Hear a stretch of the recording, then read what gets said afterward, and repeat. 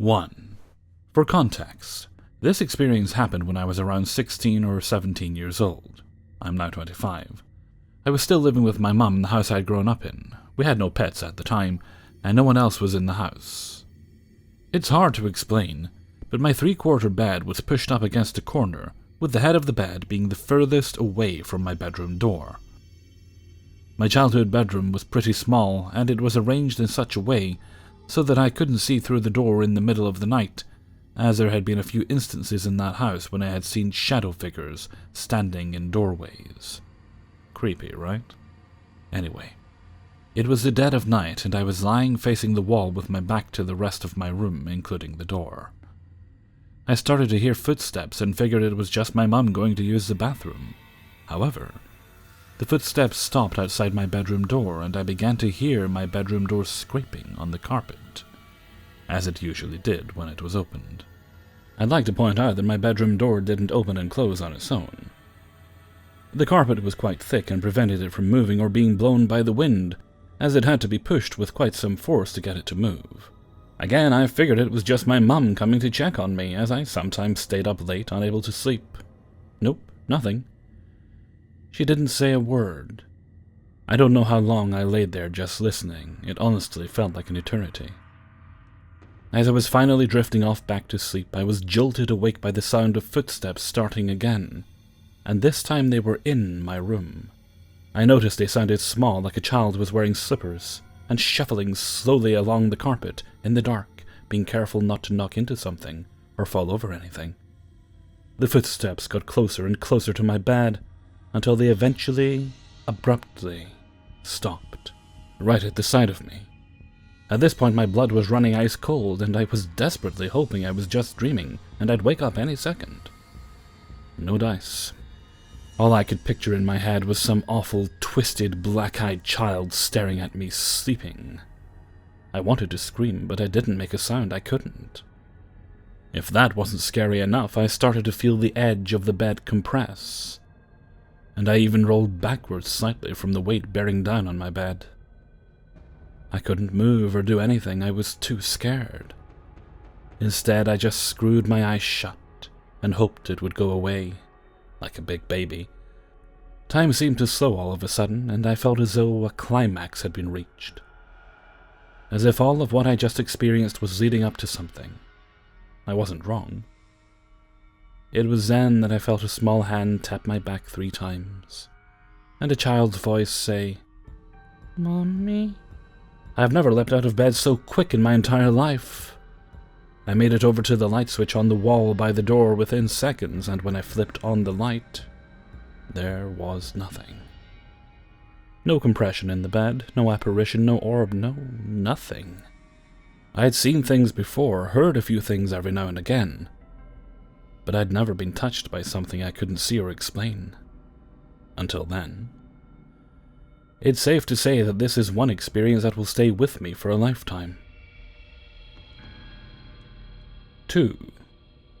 I feel the need to describe my father and the house we lived in before telling everything that happened.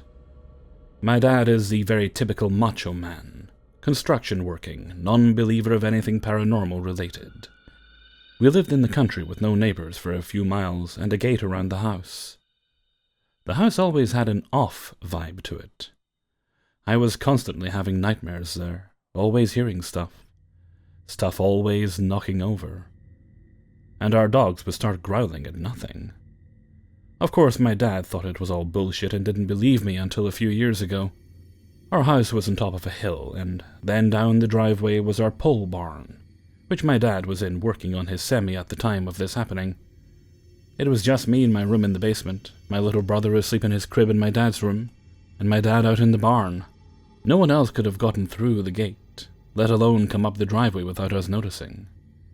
It was around 2 a.m. and my dad texted me and asked me what I was doing in his room. This, of course, scared the shit out of me because I was in my own room playing Xbox, and the rest of my family, brother, sister, and stepmom, were at my sister's gymnastics tournament out of town.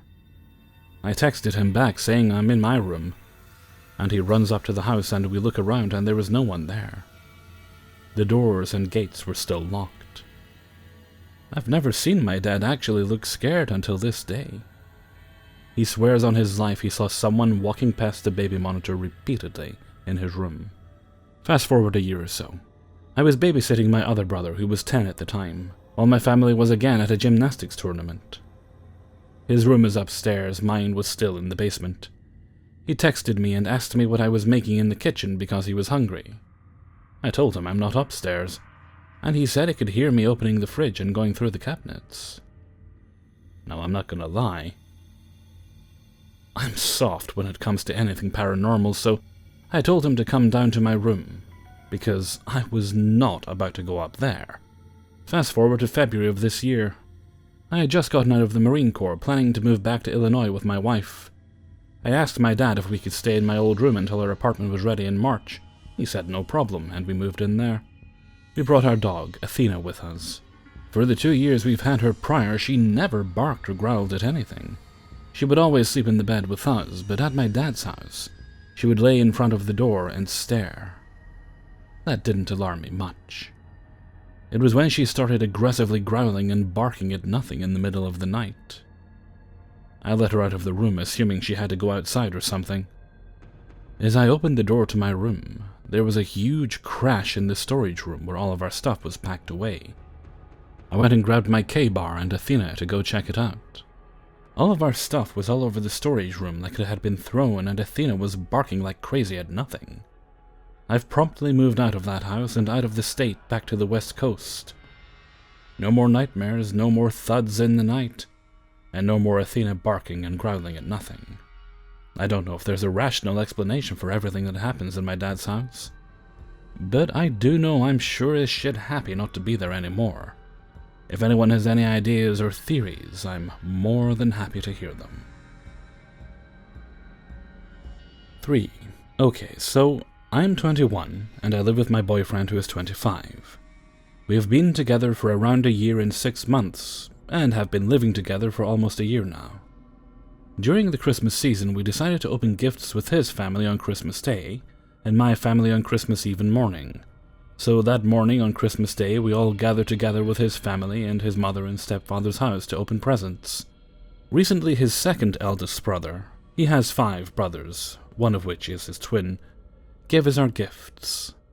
His second eldest brother is in the army and was stationed in Okinawa where he met his wife.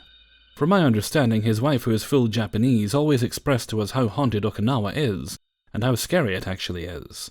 Growing up in a haunted house for the majority of my life until I moved out, I really don't fuck around with those things or talk about it.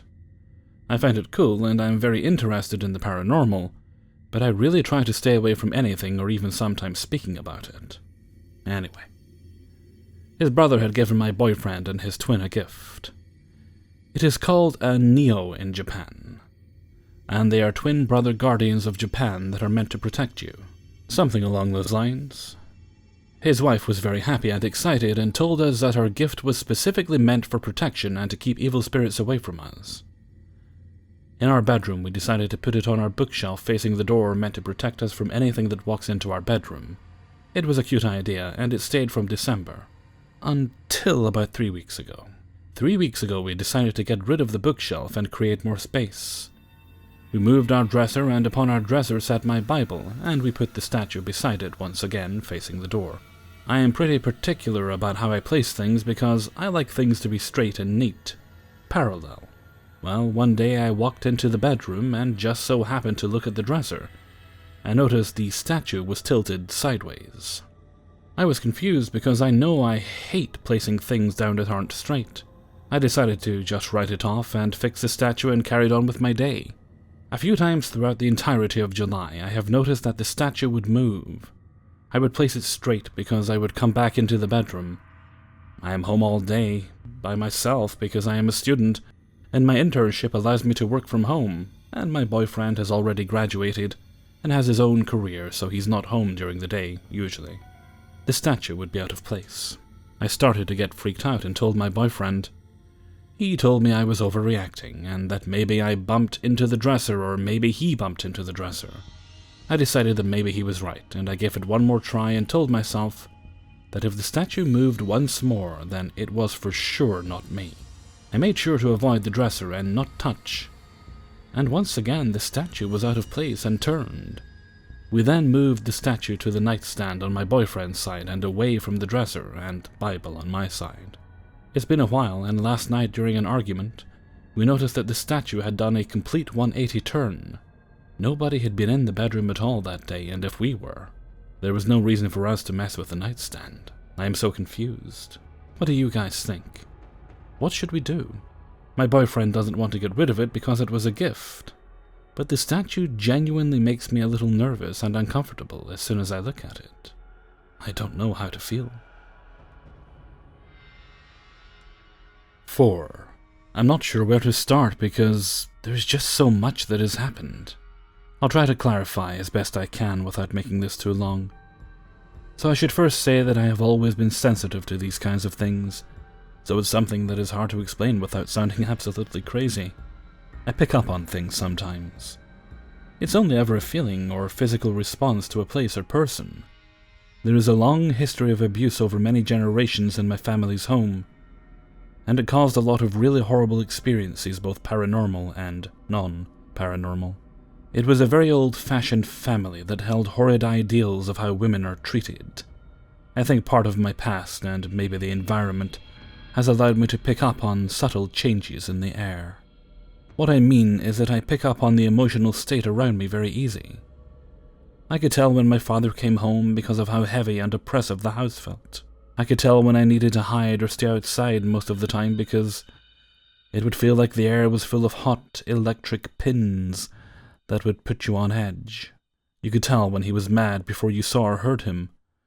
It was like you're waiting for something to fall and shatter at any second, and nothing good will come of it. There was a lot of death, not just in the home but the entire town, so there was no getting away from it until I was much older. I grew up in an old mining town that didn't become a ghost town after the gold rush. I'm not going to give away too much, but the big mine is still in operation today, but most all the others are closed now.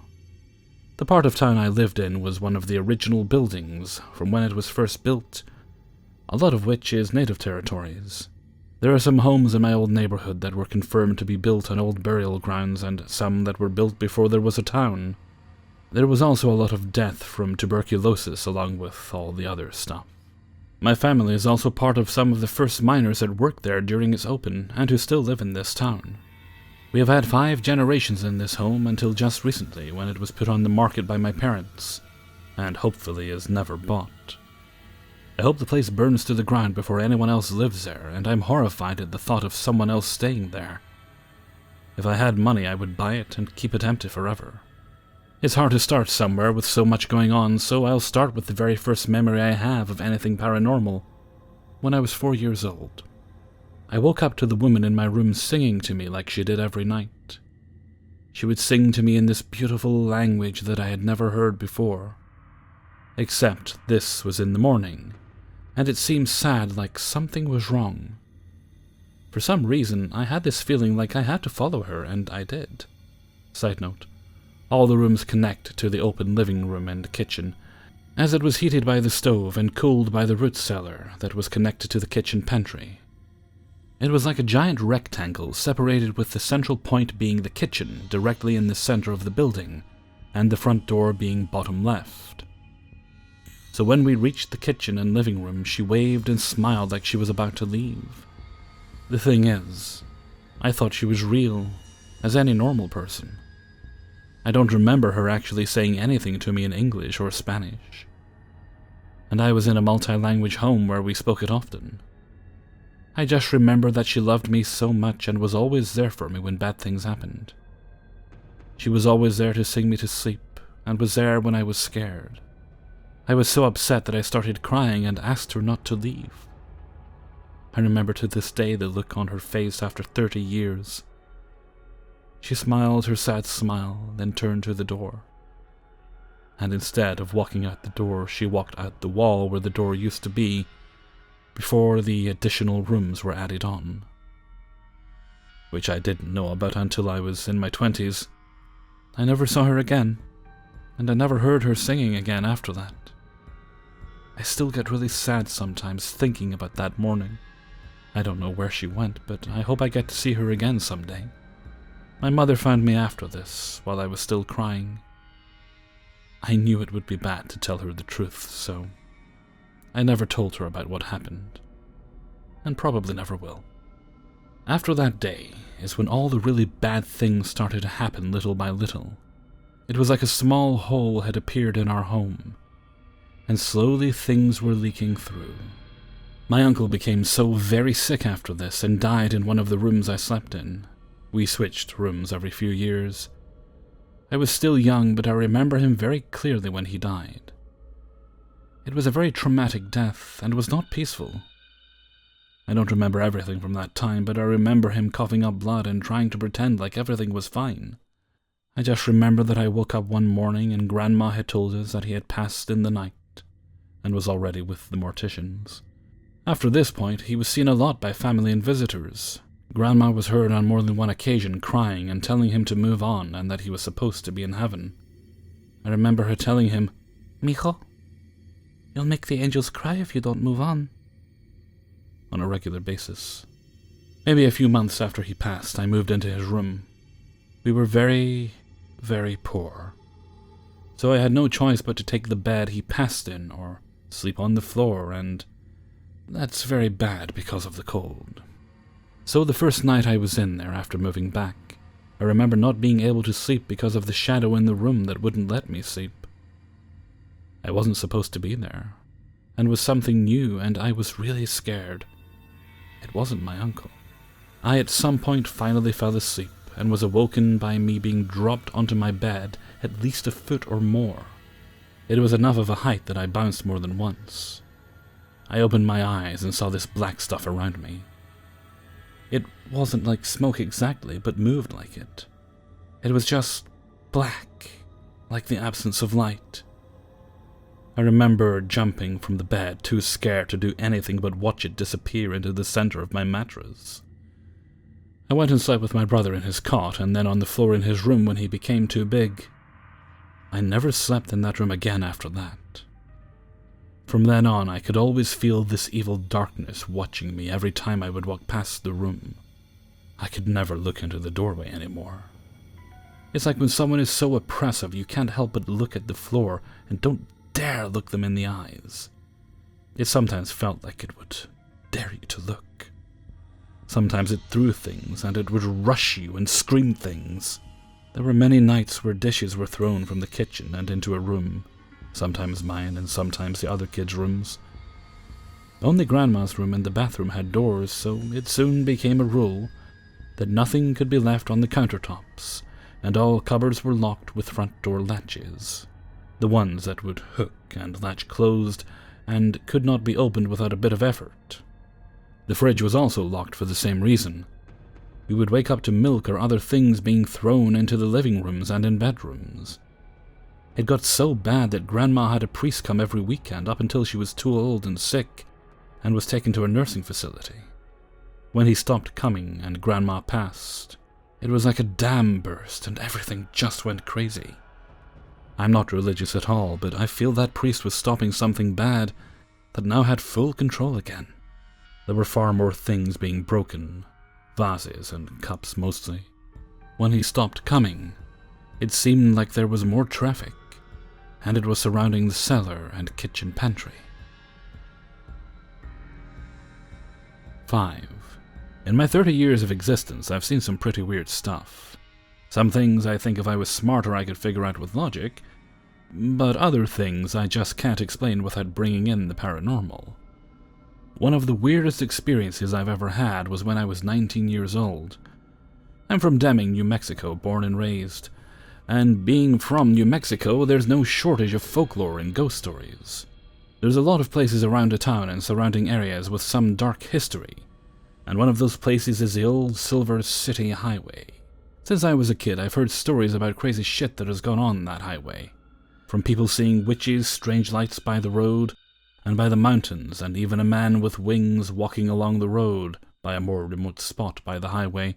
The highway has seen its share of car accidents and death, but all highways have their fair share of tragedy.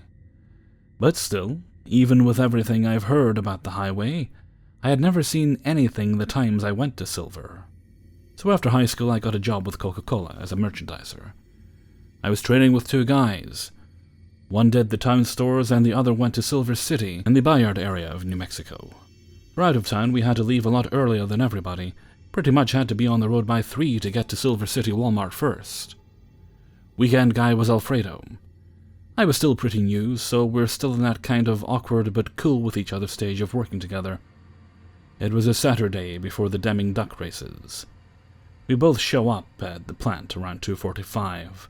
We take a company car, stop at a gas station for snacks, and we're off. So we're driving on the highway about 20 minutes in, and it takes about an hour to get to Silver City Walmart from Deming. It's still early, so talk was minimal, mostly just listening to the radio. I can't remember what it was about, but we did start getting into a conversation about something. While we're chatting, we both see we're coming up to what we thought was a motorcycle ahead of us. To be honest, I couldn't remember if I saw anyone in front of us when we left, but it was early morning, so cars on the highway were minimal. Again, we're just talking about whatever, just staring straight ahead. The light a good 30 feet from us, keeping a steady speed. All of a sudden, the light starts to slow down. Slowly. I just remember thinking, why is this guy stopping in the middle of the road?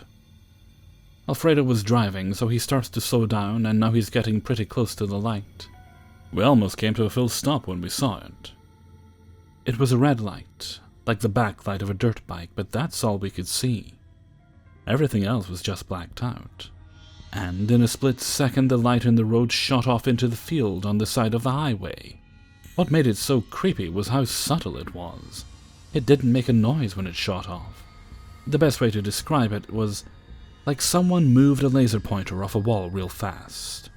The light when it shot off also turned white and disappeared into a green-like speck.